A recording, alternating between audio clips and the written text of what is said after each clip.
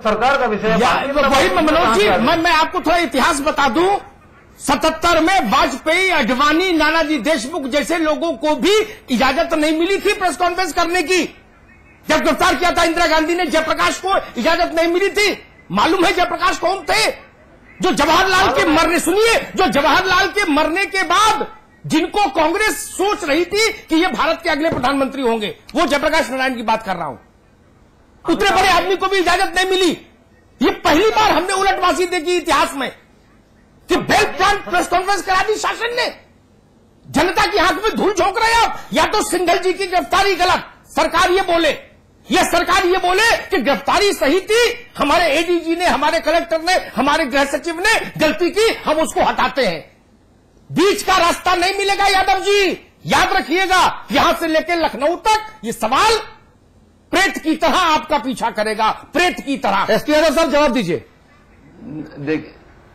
देखिए ऐसा है, जो देखिए प्रेस, हमारी सरकार जो है या हमारे नेता मीडिया का सम्मान करते हैं। अगर मीडिया के लोग तो कल क्या कल क्या कोई हत्यारा भी पीसी करेगा ना? कल कोई हत्यारा भी पीसी करेगा?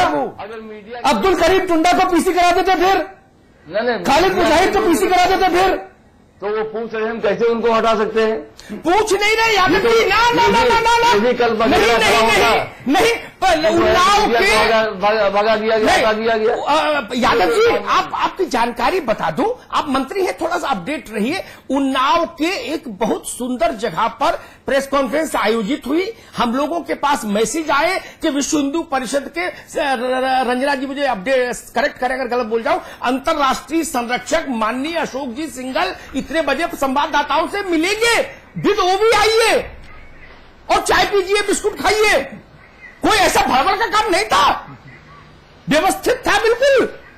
सिंघल जी कुर्ता भी बदले थे बढ़िया से, दूसरा कुर्ता पहने थे, गमछा भी नया डाला, तिलक भी नया लगाया, विधिवत था, कहीं कोई जल्दबाजी नहीं थी। भगवान का पूरा आशीर्वाद था रामलला का। तो दो में से एक बात मान लीजिए, या तो किसी जिस अधिकारी ने यह कानून का उल्लंघन किया हो उसको हटाइए, या ये कहिए कि अशोक सिंघल की गिरफ्तारी गलत थी और मैच फिक्स था। यादव जी जवाब नहीं है लगता मुझे आपके पास। नहीं देखिए देखो ये जवाब देखिए ऐसा है, ये एकदम गलत है। सरकार ने अपना जो है कानून का जो उल्लंघन करने वाले लोग हैं उनके खिलाफ पूरे प्रदेश में। यादव जी लीपापोती कर रहे हैं आप, अमिताभ यादव जी लीपापोती कर रहे हैं आप। पांडे साहब से बात करूंगा। जयशंकर पांडे साहब, आपके सहयोगी एसपी यादव साहब के पास तो जवाब नहीं है, वो बगले झांक रहे हैं, लीपापोती कर रहे हैं इस मुद्दे पर। आपके पास अगर जवाब है तो आप उनको प्लीज डिफेंड कर लीजिए, संकट में है वो। जी, मैं तो ये जानता हूं कि अशोक सिंघल जी ने जो ज्ञापन दिया था उसमें उन्होंने साफ साफ लिखा था कि हम राम मंदिर निर्माण के लिए आंदोलन करने जा रहे हैं। वो बात नहीं है ना पांडे जी, यहाँ पर बातें दूसरी कही मैंने तो। और जो आंदोलन, अरे भाई गिरफ्तार होने के बाद प्रेस कॉन्फ्रेंस करना क्या ये जायज है? सीधा सवाल, हाँ या ना? अगर जायज नहीं है तो प्रेस कॉन्फ्रेंस कैसे हुई? गिरफ्तार होने के बाद भी मैं आपसे कहता हूं, क्योंकि अशोक सिंघल वृद्ध नेता थे। अच्छा, कानून तोड़ने की अगर उन्होंने प्रेस कॉन्फ्रेंस किया तो एक मिनट पांडे जी, एक मिनट प्रभु जी, पांडे जी हमारे बीच में रंजना अग्निहोत्री हैं। रंजना अग्निहोत्री वकील हैं, अयोध्या आंदोलन के दौरान इन्होंने मुकदमा भी लड़ा। रंजना जी विश्व हिंदू परिषद से परे हटके, इस केस से परे हटके हमको आप बताओ। मैंने केटीएस तुलसी से बात की, मैंने राम जेठमलानी से पूछा, दोनों ने मुझसे कहा कि यह संभव नहीं है।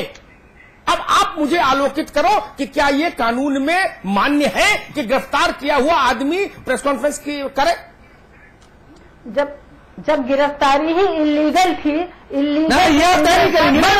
मैंने आपको तय करेगा ना, आप विश्व हिंदू परिषद की ना रंजना जी, ये तो रंजना जी कोर्ट तय करेगा, जो वकील है। आप विश्व हिंदू परिषद के प्रवक्ता से हटके वकालत पर सिर्फ एक लाइन हमको बताओ, बाकी तो मनोज जी है ना बोलेंगे। आपको भी विश्व हिंदू परिषद के नाते भी बोलने का अवसर दूंगा। अभी वकील वाली बात बताओ, आप सिर्फ इतना ही कह रहे हैं ना, जब डिटेंशन ही इलीगल है। अरे भाई इलीगल है, लीगल है, ये आप तय नहीं करेंगी ना। Let the court decide, let the court decide. अभी तक कोर्ट ने डिसाइड नहीं किया ना। अरे भाई जब कोर्ट डिसाइड करता कि ये लीगल है तब आप पीछे करते, कोई दिक्कत नहीं थी। रंजना जी, जितनी समझ मुझे कानून की है उसके मुताबिक राज्य को, या मेरे शब्दों को गौर से सुनिए, राज्य को अक्षुण्य अधिकार हासिल है गिरफ्तारी का, अक्षुण्य अधिकार। उस पर कोई किंतु परंतु नहीं होता, अदालत किंतु परंतु करती है, लेकिन राज्य को किसी भी व्यक्ति को गिरफ्तार करने का अक्षुण्य अधिकार हासिल है। और हाईकोर्ट के आदेश के बाद हाईकोर्ट ने कहा कि परिक्रमा यात्रा पर लगाई गई रोक सही है। यानी कि हाईकोर्ट का आदेश था कि अगर कोई परिक्रमा यात्रा पर जाता है तो वो गलत करेगा और उसको गिरफ्तार किया जाना चाहिए। गिरफ्तारी हुई। अब आप एक वकील हैं, आप विश्व हिंदू परिषद की प्रवक्ता हैं और अब आप जज भी बन रही हैं। नहीं बन रही हूँ। पूरी बात अगर आप सुनना चाहें तो मैं बताऊं, जो बार बार कहा जा रहा है कि परिक्रमा जो है परंपरा से हट के हुई, ये एकदम। अरे भाई आप Ranjana Agnihotri ji please for God sake, मैं आपसे सिर्फ अमिताभ जी के सवाल को बहुत सिंप्लीफाई करके आपके सामने रखता हूं। अगर इस देश में भारतीय संविधान, भारतीय कानून के तहत कोई भी व्यक्ति गिरफ्तार किया जाता है कतिपय किन्हीं भी धाराओं के तहत, किन्हीं भी परिस्थितियों में, इलीगल है लीगल है बाद में साफ होगा। अगर वो गिरफ्तार होता है तो क्या वो प्रेस कॉन्फ्रेंस कर सकता है, क्या वो प्रेस ब्रीफिंग कर सकता है, हां या ना? ये बताइए क्या अशोक जी किसी जवाब आप देना नहीं चाहती ना? ठीक है अविनाश जी, आप जवाब देना नहीं चाहती। अविनाश जी ठीक है समझ में आ गया। ठीक है रंजना जी। अतुल जी मुझे 120 सेकंड दीजिएगा अपनी बात पूरी करने का। जी बोलिए। तीन इसमें आयाम है जिनके ऊपर की आपको ज्यादा लोगों को जानकारी होनी चाहिए। हाँ। पहली बात यह कि जब हाईकोर्ट ने अपना आदेश दिया कि यात्रा जो है वो नहीं होनी चाहिए और उस पर जो बैन लगाया है राज्य सरकार ने, वो सही है, वो सही है। हाँ। उसमें उन्होंने एक सेंटेंस और जोड़ा। हाँ। उन्होंने ये कहा कि जो वादी है उसने ये उसके सामने ये बात जब आई कि कोई परंपरा या कोई ऐतिहासिक वो नहीं मिला है, प्रमाण साक्ष्य नहीं मिला कि इस तरह की यात्रा जो है चौमासे में की जाती है, तो इस पर वीएचपी के जो वकील साहब थे वो चुपचाप खड़े रहे।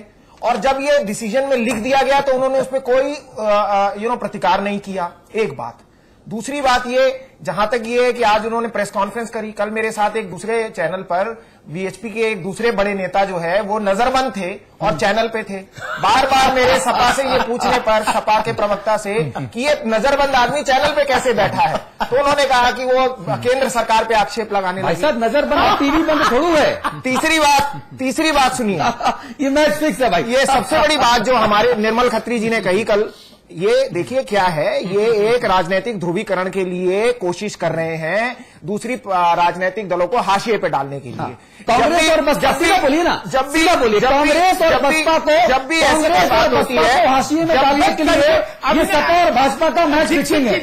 कंजूसी मत करिए, सीधे कंजूसी मैं इसलिए नहीं करूंगा क्योंकि मुझे इसमें कुछ कंजूसी करेंगे क्योंकि सरकार चलानी है अभी थोड़े दिन। नहीं, इसमें कोई सरकार चलाने और ना चलाने का वो नहीं है। अभी बड़ी गंभीरता से बात कर रहे हैं। लेकिन मुझे केवल इतनी सी बात कहनी है कि देखिए, कानून और व्यवस्था राज्य सरकार की जिम्मेदारी है, लेकिन राज्य सरकार की जिम्मेदारी ये भी है कि सामाजिक वैमनस्यता ना उत्पन्न हो, कोई जो है इस तरह का वहां पर माहौल ना बिगड़े जिससे कि आपस में पूरे उत्तर प्रदेश में, भारत में और मतलब पूरे देश में किसी इस तरह का माहौल बिगड़े। ये भी उन्हीं की जिम्मेदारी है। इसमें वो किस तरह के कदम उठाते हैं, किस तरह के नहीं उठाते, कानून और व्यवस्था बनाए रखने के लिए केंद्र सरकार उनके साथ खड़ी है, उसमें कोई दिक्कत नहीं है। लेकिन वो किस तरह के कदम उठाते हैं इसके बारे में कोई निर्देश केंद्र सरकार दे नहीं सकती है। और जब तक कि ऐसी स्थिति ना आए कि केंद्र सरकार को हस्तक्षेप करना पड़े, इसमें कोई बात बनती नहीं है। सपा और भाजपा ने क्या शुरू कर दिया है, अब सपा ना भाजपा को कुछ कहती है ना भाजपा सपा को कुछ कहती है इस विषय में। केंद्र सरकार पे आक्षेप लगाना शुरू कर दिया कि साहब केंद्र सरकार ने भाई कांग्रेस और बसपा को तो हाशिए में डालना है ना। देखिए दीक्षित जी समीकरण समझिए। आप सब लोग जो मैं समीकरण बताने वाला हूं उससे 100% सहमत होंगे, भले ही कुछ लोग अपनी राजनीतिक मजबूरियों के चलते ना बोलें। दरअसल उत्तर प्रदेश में मुलायम सिंह यादव को और राजनाथ सिंह साहब को वाया अमित शाह टू नरेंद्र मोदी, ये सूट करता है कि वोटों का ध्रुवीकरण हो, क्योंकि 80 सीटें सबसे ज्यादा इस देश में इसी सूबे में हैं। अगर वोटों का ध्रुवीकरण होगा तो बसपा और कांग्रेस ये हाशिए में चली जाएंगी, क्योंकि मुलायम सिंह जी स्वधन्य, स्वनाम धन्य, वो मौलाना मुलायम सिंह जी के नाम से ज्यादा विख्यात हैं एक मजहब के बीच में। हिंदू वोटों की मलाई जो है वो विश्व हिंदू परिषद, बजरंग दल और भाजपा, राष्ट्रीय स्वयंसेवक संघ वो खाना चाहता है, चाटना चाहता है। ऐसे में अगर वोटों का ध्रुवीकरण होगा तो 4 मेजर प्लेयर में 2 मेजर प्लेयर तो हाशिए में स्वाभाविक तौर पर चले गए, कांग्रेस और बसपा, बची सपा और भाजपा। इसीलिए मुलायम सिंह जी जब संतों से बात करते हैं तो बहुत प्यार से हाथ सहला सहला के बात करते हैं। आजम खान साहब इतना बड़ा आदमी, उनको चिट्ठी लिखनी पड़ती है तसला बहाने के लिए कि साहब गलत हो रहा है। ये है मैच फिक्सिंग। अतुल जी, एक बात ये कहना चाहता हूं यहां पे, ज्यादा बड़ी बात नहीं कहूंगा। हाँ। बहुत पीछे की हिस्ट्री में जाना ठीक नहीं होगा। सपा की सरकार बनी है 2007 के बाद में, पहली बार सरकार बनी सपा की। हाँ। 2003 में जब सपा की सरकार बनी थी तो वहां पर विधानसभा अध्यक्ष का नाम था श्री केशरीनाथ त्रिपाठी। हाँ। भाजपा के बड़े नेता हैं, प्रदेश अध्यक्ष भी रह चुके हैं। 9.5 महीने तक सपा की सरकार चलती रही और विधानसभा अध्यक्ष का नाम केशरीनाथ त्रिपाठी तख्ती लगी रही। हाँ। तो मैच फिक्सिंग है कि नहीं ये तो जनता जान ही रही है। हाँ। ध्रुवीकरण के लिए कोशिश की जा रही है, वो होगा कि नहीं ये जवाब जनता 2014 के चुनाव में दे देगी। नहीं, होता दिख रहा है सामने, होता दिख रहा है। हम इसको ऐसा नहीं मनोज मानते। आज कांग्रेस कहीं नजर नहीं आई। मनोज जी कुछ कह रहे हैं, मनोज जी की कोशिश होने में और उसका परिणाम निकलने में फर्क है। परिणाम 2014 में निकलेगा। ये नहीं, परिणाम 2009 में मैंने तब देखा था जब कल्याण सिंह मुलायम सिंह जी की गोद में बैठे थे। अतुल जी आज समय बदल गया, बहुत पानी बह गया तब से सरयू में। अरे भाई साहब, मैं तो कहता हूँ 92 से आज तक पानी बहुत बह गया। अतुल जी, मनोज जी कुछ कह रहे हैं, उनको सफाई का मौका मिलना चाहिए। मनोज जी, फैक्ट फिक्स नहीं है ना? कह रहे हैं अविनाश जी कह रहे हैं, अविनाश दीक्षित जी कह रहे हैं कि भारतीय जनता पार्टी और समाजवादी पार्टी का मैच फिक्स है।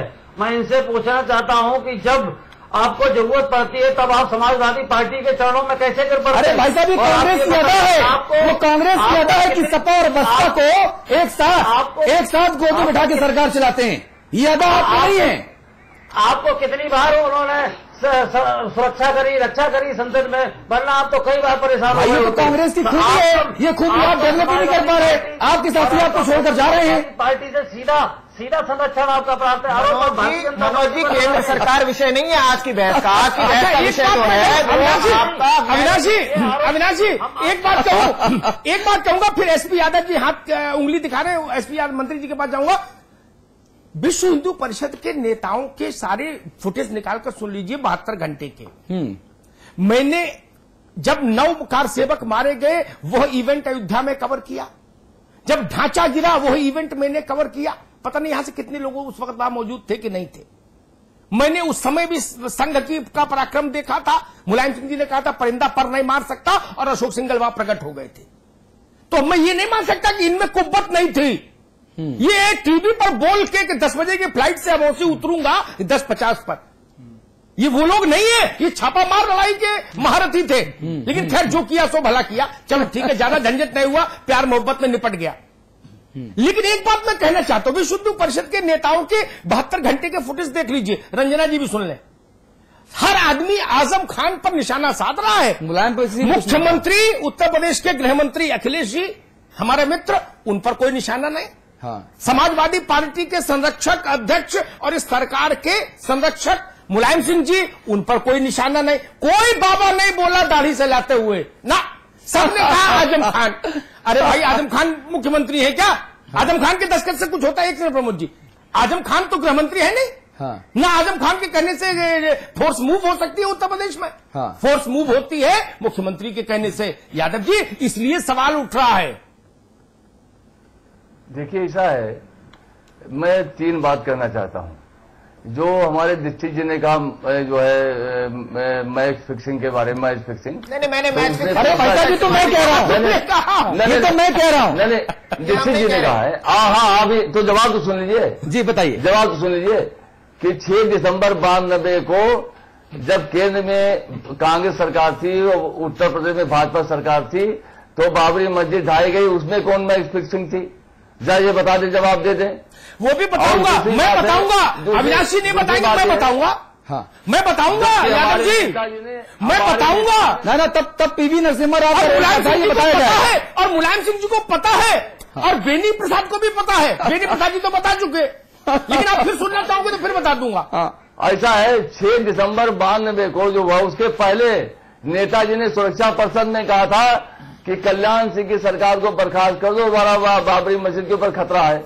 वो तो 200 लोगों ने कहा था, 200 अर्जुन सिंह चिट्ठी लिखे आए थे, फिर भी मंत्रिमंडल में बने रहे, उस इतिहास में नहीं जाओ यादव। और फिर अरे यादव जी फिर वही कल्याण सिंह मुलायम सिंह जी के छोटे भाई के तौर पे पार्टी में आ गए, साथ में आ गए आपके, ऐसा है। और उसी राष्ट्रीय यादव जी